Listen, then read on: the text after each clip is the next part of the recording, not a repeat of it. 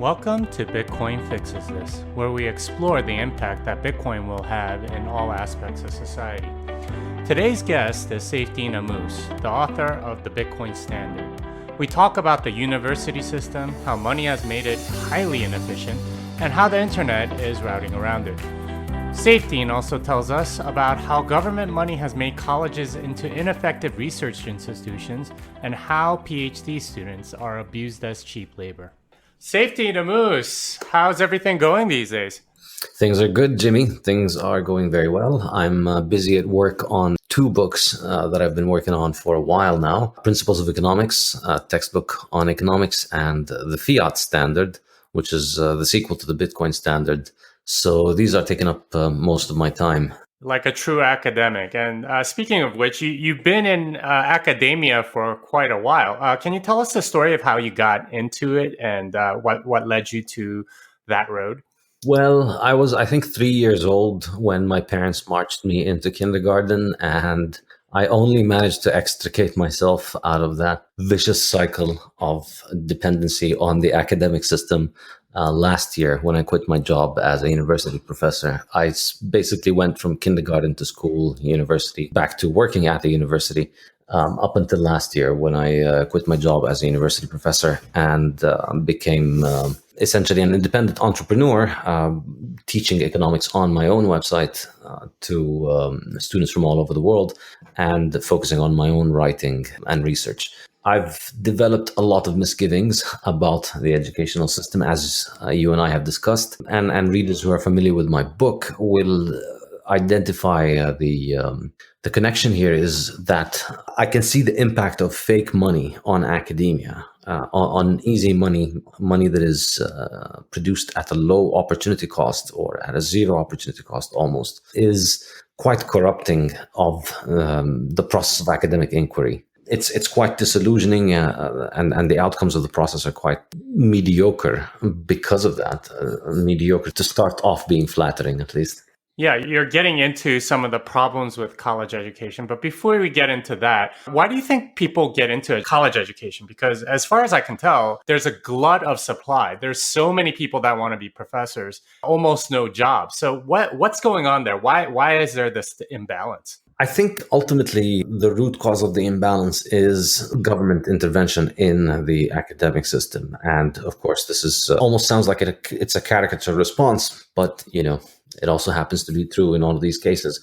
When you prevent producers and consumers of products from interacting freely with one another, you develop all these artificial rules and restrictions and all these interventions wherein taxpayer money or fiat money is used to make market decisions effectively in the hands of the people who are able to command money that they haven't worked for, then you're distorting the institution from working toward the people that is supposedly intended to serve and turning it into an institution that works more to serve the people that are financing it with the low opportunity cost money.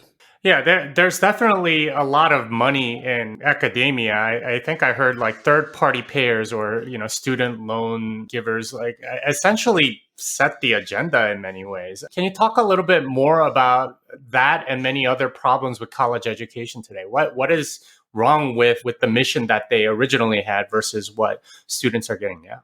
Well, I guess let's just focus a little bit, perhaps, on the way in which the incentives are corrupted. Perhaps then we can discuss the consequences of it, because I think identifying, contrary to Keynesian belief, to Keynesians and Keynes, who used to think it's not important to understand the causes of things, it's important to understand the solutions. I'm one of these old-fashioned people who thinks causes matter. The ultimate distortion in this case, to go back to your original question, is that there's an enormous amount of government subsidy given for college education.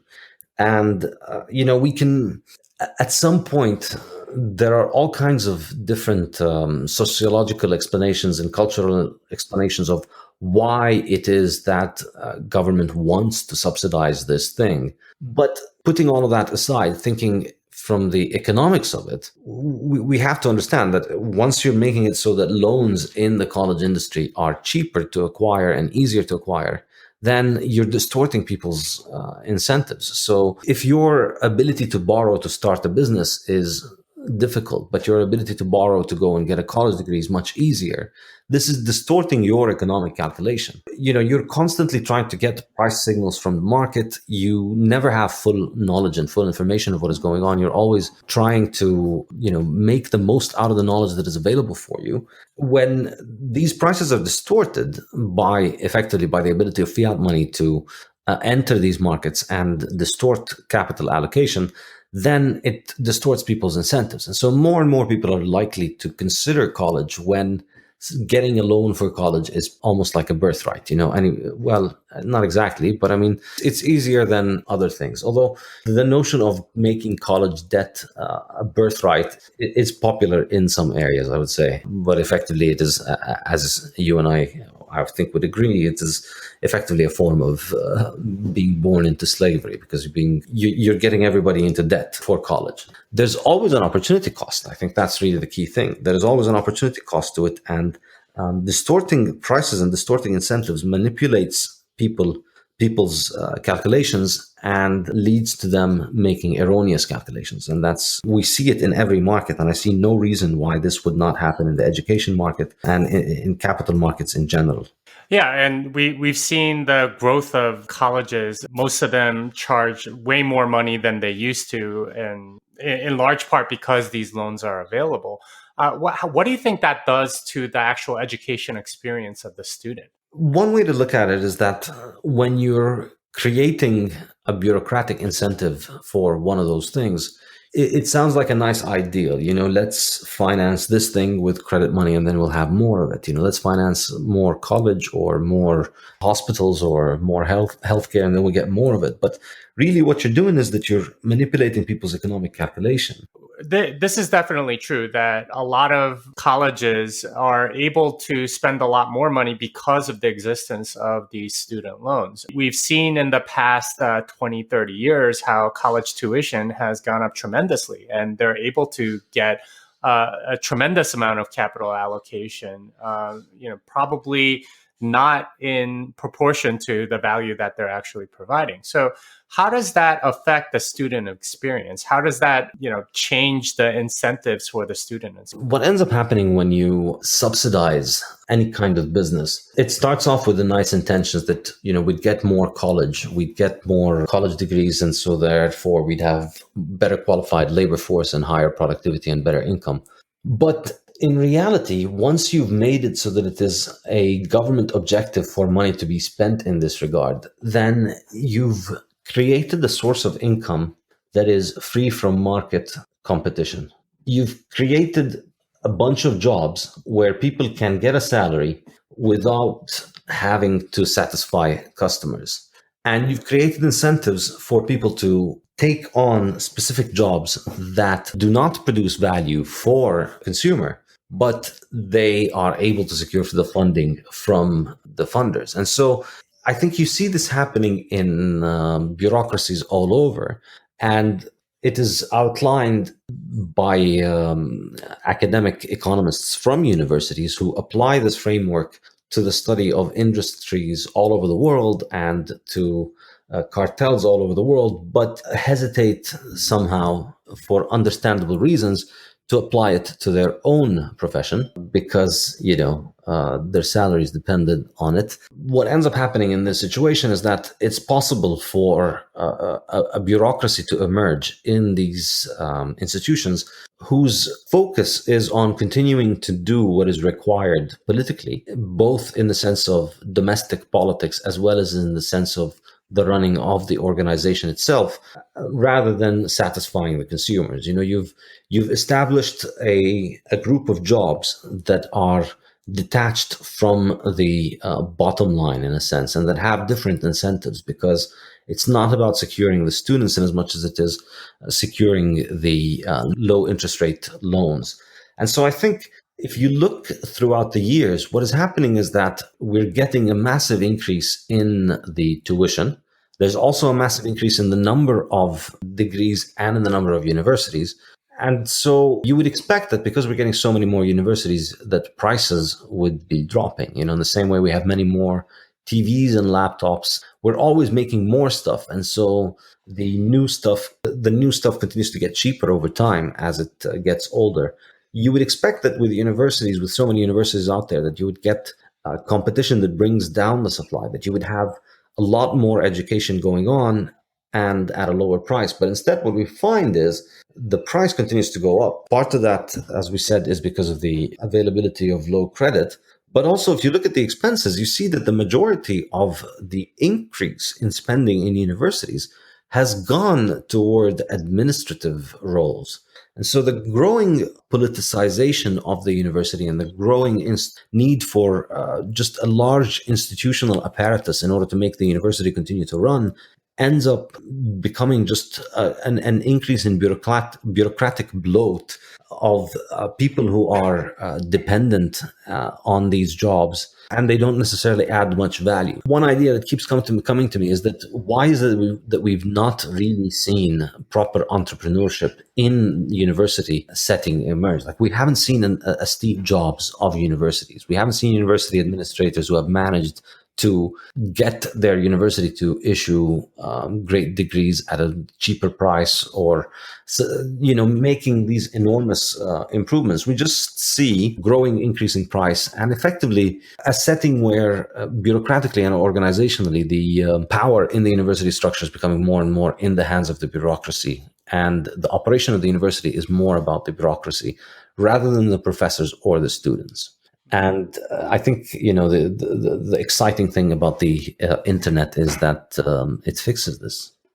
Well, so a question for you about these college administrators, which by every metric, they've been growing like gangbusters at every college. Why is it that when there is a lot more funds, like that tends to be the case, that you get a lot more administrators in any sort of organization? I know this is true for colleges like we've been talking about, but it's also true of government, of healthcare, of a lot of different things. It seems like they almost always kind of show up somehow whenever you have a lot of extra money. Yeah, I think ultimately it's just whenever you have, as I was saying earlier, jobs that are protected from competition, these are people get into those jobs and then their incentives are wrapped from producing value to consumers and changed into focusing on survival in the institution. You don't have to satisfy consumers every day. You're not facing the pressure of the consumer, or at least the pressure from somebody who is in your organization facing the consumer. You're facing increasingly bureaucratic and political pressure for your job. And so the bad thing about those jobs is that they're not productive. The worst thing is that they can't be eliminated. It's because you can't kill what is undead, or whatever it is that cliche goes. You can't deprive those people from your money, because it's not like you're giving them your money willingly. Anyway, they get it through the money printer directly, and try and stop that from working if you can.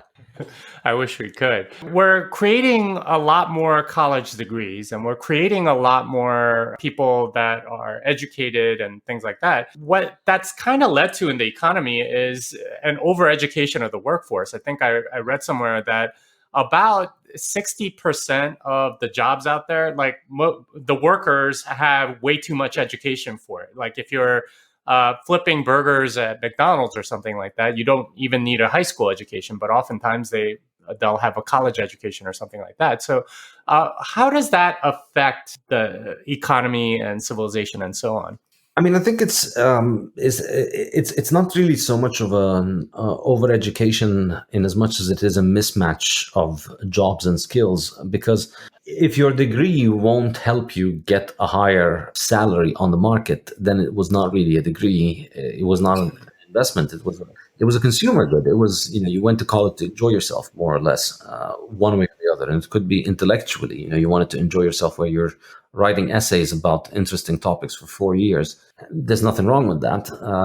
But, you can't really think about it as being job qualification. It has to help you get a better job. And I think in my mind, there's nothing wrong with, working at a McDonald's or flipping burgers or serving coffee at Starbucks. But I think the problem is that people had wasted a lot of their lives before getting that stage. I think the real cost of college is beyond just the tuition. Much more important than just the tuition is that the cost of college is those really important formative years of 18 to 22, when basically you're at the peak of your physical powers almost, or you're extremely young. You can live extremely rough compared to, when you were younger or compared to when you're going to be older. It's the time for you to take advantage of that to the most by learning the most, by being exposed the most. And I think that really is the time for people to be out there in the world learning useful trades.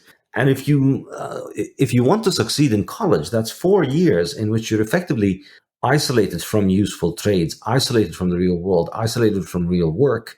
I mean, obviously not all college degrees are isolated, but a lot of them involve, and even the ones that are not, there's still a lot of curriculum that is really irrelevant to job skills. Not to say that this is not something that you should not learn. Learning is one thing, but getting a degree is something else. And I think the internet is helping us unpack these, where the opportunity cost now is becoming clearer to me. And I remember speaking to some of my students a few years ago at university. They had done their undergraduate and they'd done their master's degree. And they still had that question of, I don't know what I want to do. They would have known what they had wanted to do at the age of 22 or 23 when they'd finished their master's degree if they'd spent the previous years out there in the real world working, learning skills. I think when you think about the amount of time that you spend in college and you think about the amount of knowledge that is available for you for free or for close to free online, and the amount of knowledge you could gain from working in the real world, from engaging in the labor market and from working with people and seeing what is going on in different industries and so on. When you factor that, I think the cost of college becomes extremely high. It makes less and less sense, I think, with time, because the alternative is really attractive. I remember telling one of my students that in these 6 years they could have, I remember asking one of them, what would you ideally want to work in? And they said something about, probably own a restaurant or something in the hospitality business. And I said, if you'd, when you finished high school, if you'd started working as a waiter at a restaurant and worked your way up, and then during those 6 years, you worked as a waiter and you learned things online, kept on studying whatever interests you on the side and learning the skills that are needed for a business. Think about all of the money that you'd paid at university. Think about all of that time, how much you would learn in 6 years working your way up from a waiter at a restaurant, plus all of this money that you'd spent at college, and imagine what you could do with it right now. I think that's really the opportunity cost of college. It's becoming an increasingly expensive indulgence at a time when all the knowledge that you want is available online. And in the real world, what you need to be doing is figuring out a way to add value to people's lives in the real world or online in order to secure an income from that. And I think too much of people's thinking over the past few decades has been distracted by the need to go through the station of college before you are able to enter the labor market, when I think it's not necessarily true. That brings up an interesting idea for me, which is that a lot of people do spend something like 6 to 8 years in college and grad school and so on.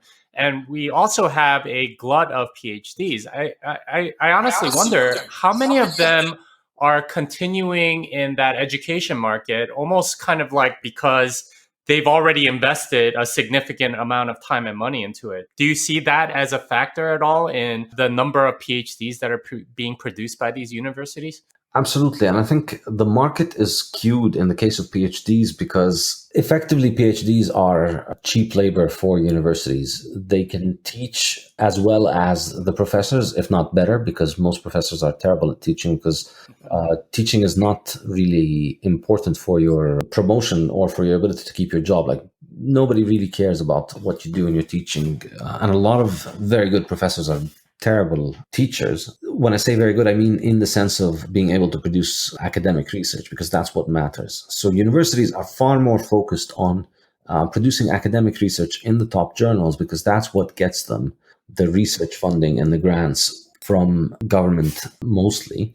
This then encourages them to continue to hire more and more undergraduates to help with the teaching rather than professors, because if they hire professors that are good with teaching, then they don't get to succeed based on the fiat metrics of how many articles and how many journals. That's ultimately what matters the most for them, the rankings and the metrics and the funding that is entailed from that. So on the other hand, graduate students are able to offer essentially cheap labor because they don't require an expensive, they're cheap for the universities, because the alternative is professors who come with tenure and come with a lot of baggage, effectively. It's a long-term commitment and tenure and so on. And so obviously universities are incentivized to put more and more of their work in the hands of PhD students, so incentivized to give a lot of programs, create a lot of PhD programs.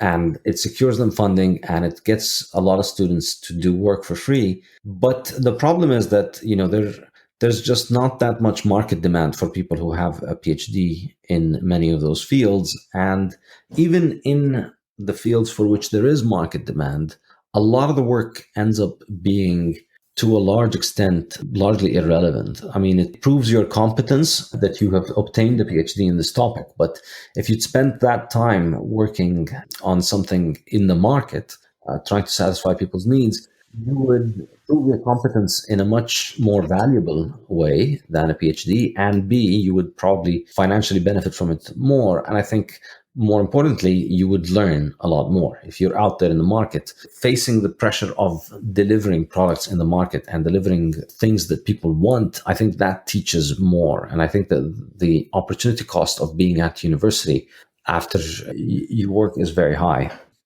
Yeah, you're describing, I think, what's kind of common in universities is that the teaching aspect, which is what essentially students are paying for, is separated from this sort of like weird status game of doing research and getting grants. And it seems like, from what you're saying, that a lot of universities, they focus almost exclusively on the research part, because that's essentially what brings in the money, because that's what gets money from government. I mean, would that be an accurate way to describe it?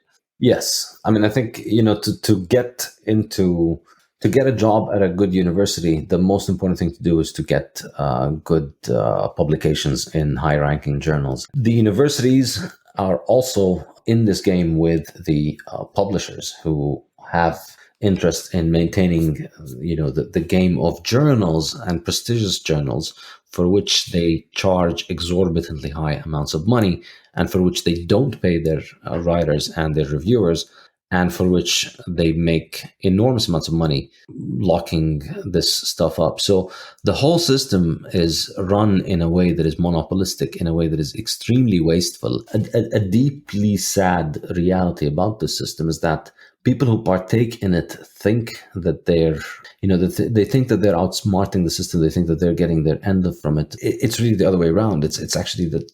So the end result of this is that you end up focusing all of your time and your energy on producing content effectively for these journals that are read by nobody, that are hidden behind paywalls, that charge exorbitant fees to universities. But effectively, the accreditation institutions that give universities their accreditation and their status and their ranking and so on, these institutions work along with the publishers on ensuring that universities need to continue to judge their professors by how much content they produce for these journals, and by how much access they provide for their university students and professors into those journals. And so the sad thing is, people think that they're benefiting from the system because they're advancing in it. But ultimately, the sad thing is, you're working to produce things that don't really add value, except in that they're being used in this industrial production of academic gibberish, essentially. Nobody really reads what is written in academic journals, but you have to publish in these journals that are not read by nobody in order to get to keep your job. and your university has to keep taking money from your students and paying for access to those journals. So the fact that the success of universities, I think, is separated from the market means that universities can afford to indulge in these bureaucratic games rather than focusing on providing value to students. Instead of thinking about how do we make this the cheapest and most effective and most productive use of a student's time, teach them the most, they're engaged in these games of publishing in journals and making sure that we get into those journals. And so you end up with the professors who are succeeding and getting to keep their job because they're able to publish in those journals. And it's not a very good selection criteria. It's actually, I would say, in many ways counterproductive to or counter to being a good teacher and a good communicator, because the level of dedication and focus and the ability to spend enormous amounts of time going through the peer review process. I mean, the process is so slow and so ridiculous in a way in which it works. And you send in the manuscript and you wait several months before they read it, and then they turn it to a reviewer, and then you wait several months, and then you get comments, and then you send them back and you wait several months. It takes many, many months to work on a piece of paper that's going to then get downloaded by 8 people in 20 years.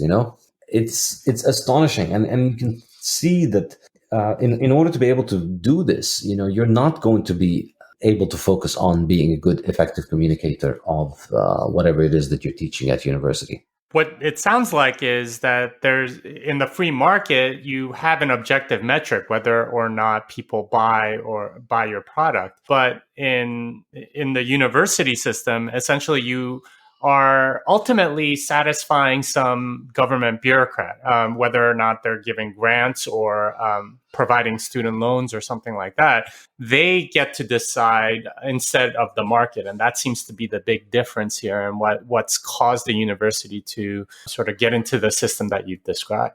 Yeah, and I think a very important point to stress.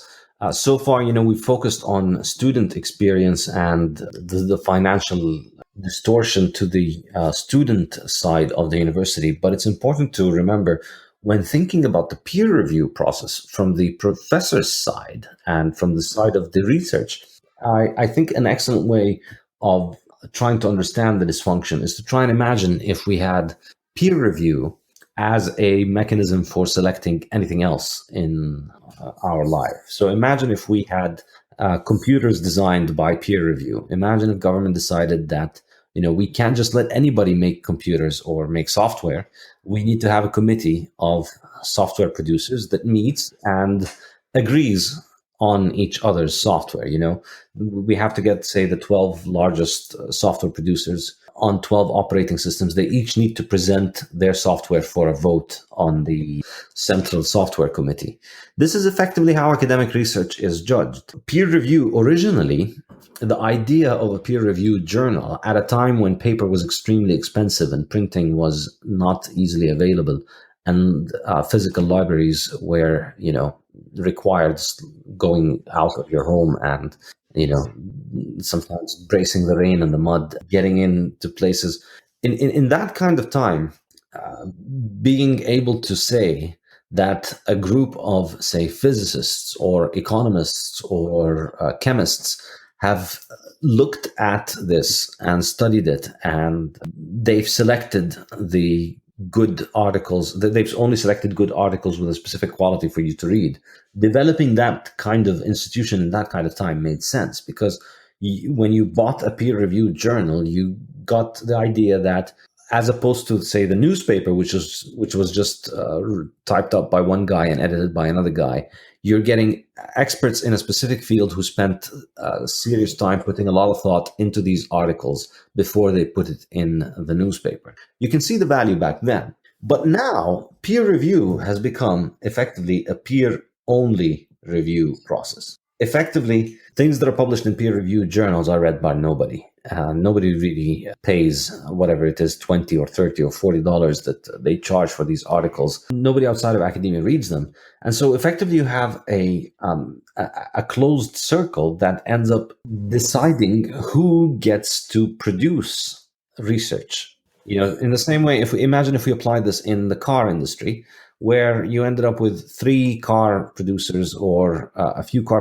producers who are able to get together and have to approve each other's plans. Imagine if we had something like this in the car industry.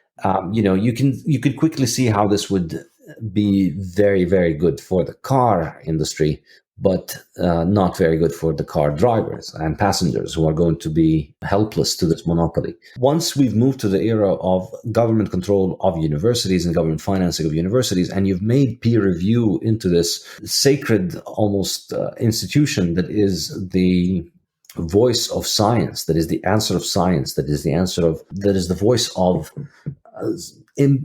dispassionate scientific objective analysis as it is presented, then you've created an enormous incentive for people to capture this system. And it's naturally going to be captured because people in the system are going to end up being a group of people that approve each other's work and that continue to focus on assessing the work and the success of the work based on how it serves their agendas. In other words, if getting a license to produce a car or getting a license to make a software was inherent on getting the approval of existing software producers, then software producers are not going to be thinking about the benefits of the consumer first. They're going to be thinking about themselves first. Or satisfying whoever gives them the money. But in this case, that's the criteria by which they're judged. So that's... And so you can see how this then leads to the groupthink, and how it leads to this this march down dead end rabbit holes of silly mainstream analysis in many topics. In particular, we know economics and nutrition. Once you've gotten a group of people in academia who have promoted a specific theory or a specific school of thought, it's practically impossible to dislodge it within academia. Because those people can't be wrong in a way that will cost them their salary. And so we've had reality continuously disprove the Keynesian model by its own standards. The silly Keynesian model believes that you can't have inflation and unemployment at the same time. You either have this or you have that one. And we saw that happen in many places over and over and over again. And yet people continue to teach the Keynesian academic model because the Keynesian academic model is protected from market competition. There's the peer review process that determines who gets to sit on these journals, who gets to get promoted, who gets to keep their job. Effectively, you have to toe the line in order to keep your job. And that's why in economics, we see silly Keynesian economics and all of its ridiculous cargo cult science, mathematics, continue to dominate academic research in all universities, producing completely unreadable and irrelevant garbage. The vast majority of economic research is practically read by nobody. And we see the same thing with nutrition. Nutrition, I think, is an incredible example of this. Nina Teicholz, I'm not sure if I'm pronouncing her name correctly, but she's written an incredible book, The Big Fat Surprise. And it's incredible the lengths to which industrial food producers, or fiat food as I like to call them, fiat food producers have gone in order to promote and support the presence of professors and academics who support the idea that animal fats and meat are bad for you, and that you need to eat some grains and sugar in moderation, and that industrial food is actually food, and that all these ridiculous criminal ideas that have cost really literally billions of people their health, years of healthy life have really been sacrificed to these ideas. It's impossible to dislodge them. Even, if you look around today on the internet, thousands of people from all over the world, millions maybe, are changing their lives by abandoning this industrial food, by abandoning this perspective on nutrition. And the result is, their lives improve and academia is completely silent and blind to it. And you still see overweight, obese nutritionists all over the world haranguing people on Twitter. I have a PhD in nutrition, and no, you should not quit eating industrial junk, and you're starving yourself because you've lost 50 pounds and now you can run a marathon. Clearly, you're unhealthy. You need to go back to looking like the nutritionist and eating industrial junk in balance. The field of nutrition in universities is completely beyond salvation, and government guidelines are completely beyond salvation because this stuff in academia is not out there by virtue of success on the market. It's out there because it's out there by fiat. And that brings up a really interesting point. I think what you basically summarize is that there's an orthodoxy that sort of develops, and probably because of what you said earlier, is that the quote unquote experts in a particular field, their main agenda is to keep the power that they have, keep the version of reality or their research to sort of stay where it is. And that by protecting the status quo, you're not allowing market forces to work in these fields and allowing essentially truth to come to light. And it's ironic, of course, because college is supposed to be a place, a marketplace for ideas. But what you're describing here is the exact opposite. It's an orthodoxy that you pretty much have to subscribe to in order to go up that ladder. Absolutely. And I think, the example of nutrition, when you think about it, think about how many people have made successful careers out of being low carb, anti-industrial food, encouraging people to eat meat or encouraging people to eat more animal fat and to avoid industrial fat. There's an enormous number of people who have made careers from this on the internet, Instagram influencers, Twitter influencers, ex-nutritionists, ex-qualified nutritionists, ex-doctors, and doctors as well. But you don't see any academic department leading this. Like, can you think of any university or any prominent academic university professor who has spent years successfully publishing in academia and showing results and succeeding with this? You don't. These people, once they realize this stuff, they leave the system and they start their own businesses around this. They might start a brand of food products or a restaurant or a Twitter account or an Instagram page around this, a Facebook page. They'll have their own audience, their own website, whatever. You can have all of these things, but it's impossible to build a career out of producing valuable nutrition research that helps people in their life within academia. You look at all academic nutritionists, and they're still peddling the same criminal garbage about, eat your 6 to 10 ratios of grain every day and avoid fat and use low fat industrial food. It's all everything, it's all about replacing real animal foods with industrial sludge, basically, which is cheap to produce. And this is all that universities can offer. That's really all that they can offer. And very, very, very, very few university professors are able to buck this trend or to publish anything against it. And I think, obviously we see this with Bitcoin as well, but I don't need to tell you about that. No, we don't. I want to go back to this idea that college has become a consumption good. Do you think that's what happens when you have basically the money printer come in? Like, is that what it turns into? What was once a good that could help you become a better thing becomes more like something to have fun with? Yeah, I think, one aspect of it is, of course, the flip side of the fact that you're subsidizing college and that it has this halo around it of, college good, degree good. This is one aspect of it. But also, I think, the flip side of the fact that where you bring that subsidy from, it comes from the devaluation of the currency, which, as I discussed in the Bitcoin standard, incentivizes people toward more consumption, more present orientation, and less focus on the future. And I think in this regard, you could see college as an experience, as a consumer good, because you look at a lot of people that go into college, you look at the life that they live during college, the amount of hard work that they have to do and the life that they get to enjoy.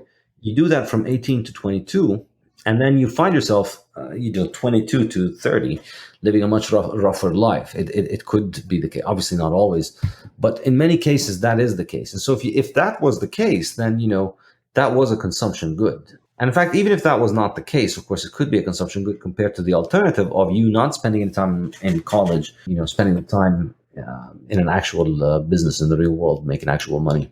All right. So looking to the future, supposing that we do get on the Bitcoin standard, how do you think college education changes? I think first thing is this kind of intellectual mafia that has captured research in most fields. Well, I don't know about most fields, but I can assume that it is very similar just by looking at the few that I have developed some kind of knowledge about. This idea that there's one school of thought that's just going to capture all the funding and then everybody just publishes completely irrelevant and pointless papers that just discuss irrelevant details that question nothing of these assumptions. I think we'd get out of that and we'd have a free market in economic research in general. But I think, this is already emerging. The internet is already routing around this stuff. People in all individual fields, they don't wait for college, for university and academic journals to publish their articles in order for them to learn about what is going on. It's true in pretty much everywhere. You learn what is going on from many other sources, but not this one. And the internet is providing us with all kinds of different sources and different ways of communicating information and of research. And I think, what I see is in the Uberification of education, in a sense of getting rid of the taxi cab license commissions and all of these intermediaries whose jobs become more important than the actual service being offered. The people who owned the taxi cab medallions, at some point, the medallions were worth $1 million, and it's an extremely profitable thing to have because the workers and the riders are essentially waking up every morning and giving a part of their money to somebody who paid somebody for a license many years ago. And it's massively inefficient. I think education is like that in a sense. So I think the internet is going to allow us to route around that, in that people who want to learn things will be able to learn them directly from individuals and from people. And people who want to teach will find ways of reaching these people directly.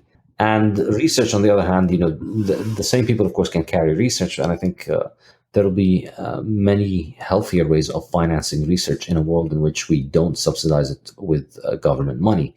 I think individuals, private companies, all kinds of institutions like universities will finance research in all kinds of different ways. And we saw this. I think there's an incredible book that I highly recommend on this, and it's called The Economic Laws of Scientific Research. It's by Terence Keeley, and mentions enormous amount of useful information on this issue. One of which is, England had the Industrial Revolution, even though it was the one European country that spent nothing on subsidizing scientific research. All the other European countries had all these government-supported and subsidized institutions for scientific research, but it was England that made the steam engine and the Industrial Revolution, and that offered an enormous number of advances in science and an enormous number of important scientists without there having to be government subsidies. And in fact, when you look back, you see that few scientists and geniuses were supported by taxpayers. It was usually either they financed themselves, they had their own businesses and they carried their research on the side, or they would be financed by, rich patrons. But they never held a gun to somebody's head and told them, you have to pay me for my research from your tax money. So I think we'll have a much healthier model when it is subject to market competition. I think what you're suggesting is that research based on profit motive tends to do a lot better than research based on government grants. Is that what you're saying? Exactly. Absolutely. All right, so let's talk about what you sort of mentioned before, like what does education look like? And you were talking about the internet sort of routing around the current educational industrial complex. And the one example that I can think of, at least from the industry that I'm familiar which is programming, is that you have a lot of coding boot camps, which are something like 6 weeks. And at the end of 6 weeks, you're pretty much a developer, which is a way better deal than 4 years of college getting a CS degree, which is going to cost you 4 years and a lot more money. Like, do you see that for other occupations? Is that the direction that we're going to go in as sort of the subsidies for these universities go away with a Bitcoin standard? I think so. We'll see the specialization and increase in productivity manifest in these, short, specific to the point programs and courses that you can take and establish your own knowledge. I think we're likely moving away from certification and degrees and more toward learning for the sake of learning. So in my website, saifedean.com, I offer courses. I teach courses on economics and I teach them directly to students. I like to interact with students as much as I can. And we have seminars, we have emails. The way that I look at it is, okay, I could devise exams and I could charge people more for an exam maybe, but I would really much rather spend my time, and I think my readers and my students would much rather that I spend my time making another course rather than, spend it correcting essays. I think ultimately, if you think you need to learn more about something rather than just thinking about writing essays and exams, just read more about it. Write publicly. You don't have to write for a teacher who assesses you. I mean, obviously there is value in that, and I'm thinking of introducing something like this at some point. That I'd have an individual program where we meet individually with the student and discuss the material, and then they write an essay about it. But I think there's an enormous amount of value to be had just from basic ability to download video or audio lectures and class notes and learn a topic. The teacher experience is very valuable. And the ability to have somebody who knows what's going on, hold your hand and guide you through something is extremely valuable. And the internet allows us to do this extremely cheaply. It allows us to make this scale massively. So I have a class, in my class we'll have 10 hours of lectures and 10 hours of discussion. So 20 hours. And you can, I post these online and then anybody can buy this course at any point in time and watch it and get that experience. It's quite close to being in the classroom when you're listening to the lecture. And then we have the weekly discussion sessions, which are live every week. So I do these every Thursday, and I'm going to be adding a couple more, wherein anybody taking the courses at any time can join the discussion session live and talk about the courses. And I think, the number of people that I can interact with this way is so much larger than what I could interact with if I was in a brick and mortar university. And I think, the economies of scale here are much better. And I think we're going to see more and more people realize this. Ultimately, you just want to give people valuable information. In my case, I teach people economics. In the case of coding, you spend a few weeks, you learn valuable skills from coding. If you have these skills, you can go out there and you can work. You don't need to prove that you have them with a degree. The work itself is its own proof. And more of work is going to become like that. And more of education is going to become self-directed and, lifelong. It's not just something that you do for 4 years where you go and hang out with some professors who tell you things. Your entire life, you're learning new things, taking new courses, talking to new people on new different topics. I think this is how I see the internet fixing this. Yeah, it's interesting because there are a lot of jobs in the economy today that are essentially credentialed. You have to have this degree in order to take this job. But I think what you're suggesting is that maybe a lot of those are created by fiat money, and that really it should be about whether or not you can do the job. And it's one thing to have the experience to do that, and another to have this sort of credential that gets corrupted by fiat money. Is that what you're saying? Yeah, and I think sometimes when I say something like this, people will tell me, "Well, so you think you don't want to? Would you go to a brain surgeon who doesn't have a degree?" And the answer is, I'm not against the concept of a degree. There will be degrees, and it's perfectly predictable and normal that you would get several institutions that issue degrees, or that you would get jobs that require some kind of degree. But if it were to be the case, then it would have to really demonstrate value. It would have to be one out there on the market, not by throwing people in jail. If having a degree that says I have a degree in brain surgery makes you a better brain surgeon than somebody who doesn't have a degree, then people will look for that, and people will just not go to somebody who doesn't have it. I mean, at the end of the day, you're not compelled to go to a brain surgeon who doesn't have a specific degree. In a free market, the way that I see it, nobody goes to anybody who wants to operate on their brain unless they have some pretty convincing evidence that this person knows what they're talking about. I don't necessarily think that a university degree is the best evidence. And I think in a completely free market, in a healthcare and education system, it's far more likely that in that kind of system, you would have universities develop their own surgeons with their own programs. Maybe it doesn't have to go through college at all. Maybe it doesn't involve a college, and maybe it's just a process of an apprenticeship. Maybe that's how it works. You go as a 16-year-old into a hospital and you start helping a doctor by washing his stuff and silently watching him. And then if for a year you're helpful enough and you never bother him and you never break anything, then maybe he'll start talking to you when you're 17. If you stick around for another couple of years, maybe he'll start teaching you how to do his job. And a few more years, if you're good enough, he'll start letting you do it. And yeah, then you could see that you could become a surgeon much faster that way, I would imagine, than going through all of the rituals of modern fiat education. These kind of systems, they can emerge through apprenticeship, and the university, the hospital that has a reputation to keep has.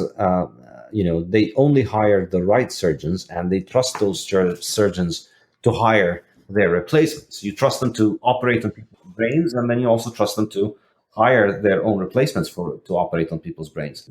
It's not necessary that degrees are involved, but even if degrees are involved, so what? That can happen in a free market. There's no reason why it can't. Yeah, it's interesting. What you talked about just reminded me of something that I read a long time ago, which is about how you get unemployed people employed. And almost always what the government tries to do is they put them in a class and train them for some other job through some sort of education.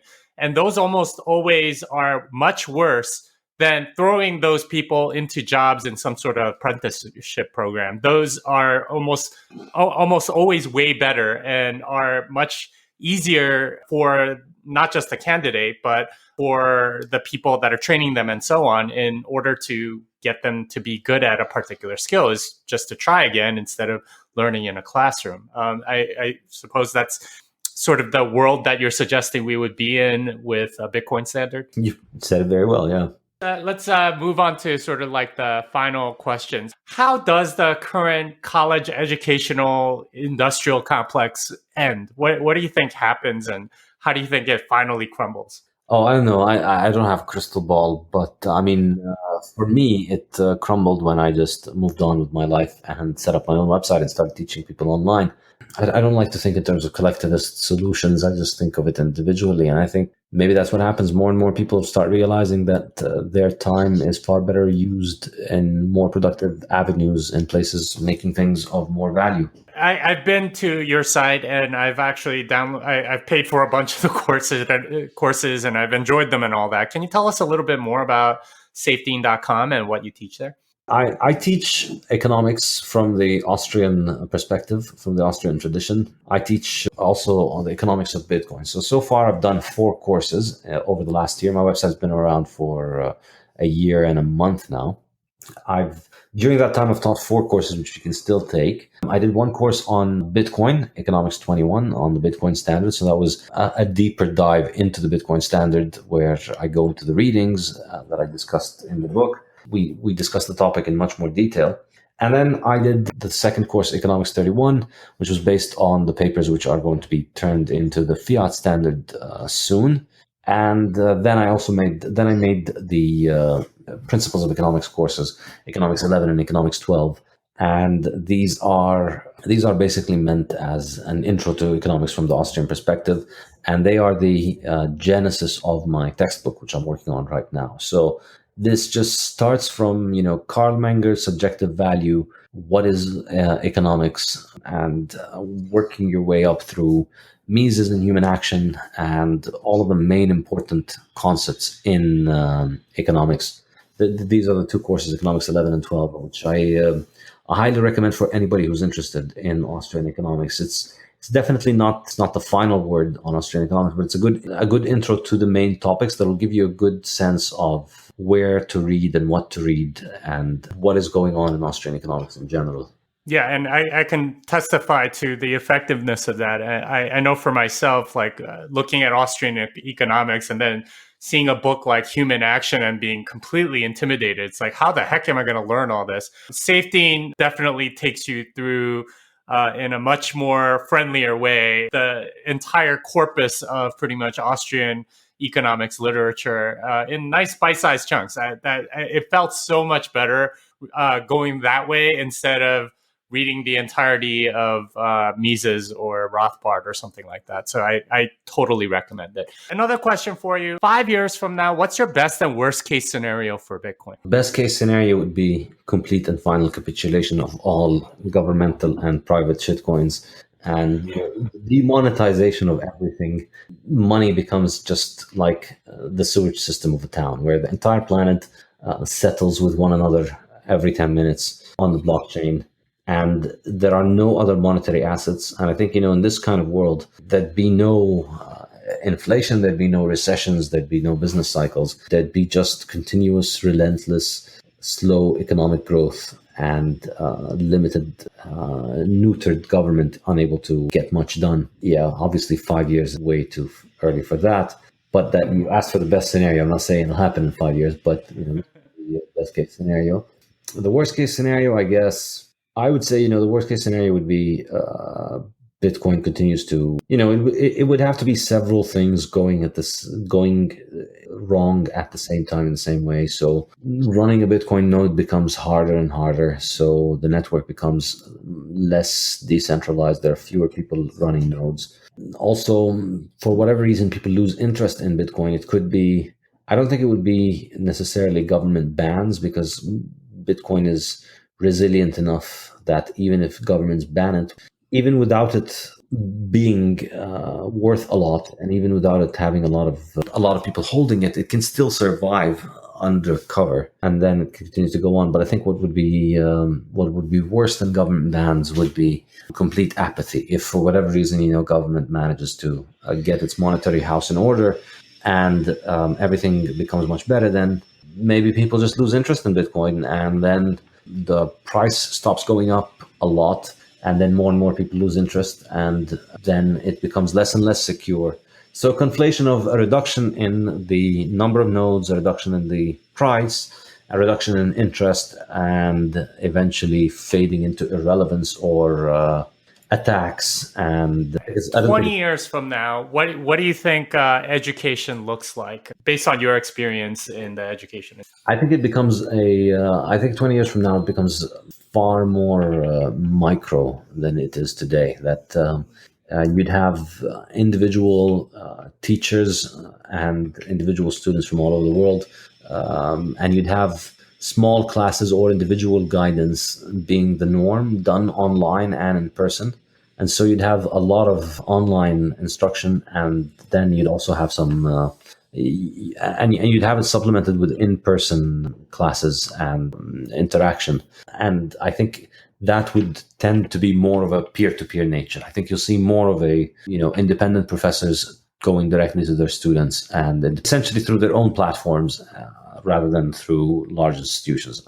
Yeah, it's interesting because I kind of already see that happening. There's already a ton of YouTube gurus that will take students, and you can learn something like the Wim Hof method, or a particular if you want to train for MMA or whatever. So I can definitely see that happening. So Saifedean, where can people find you? How can they see what you're up to and stuff?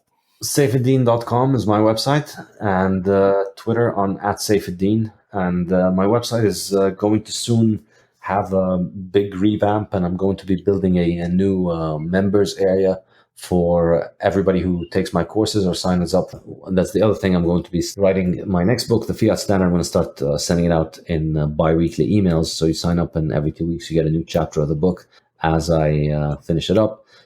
And you can join the members area, where we'll be discussing my books as well as the courses and all manner of issues related to Bitcoin and Austrian economics and low time preference and stakes and the like.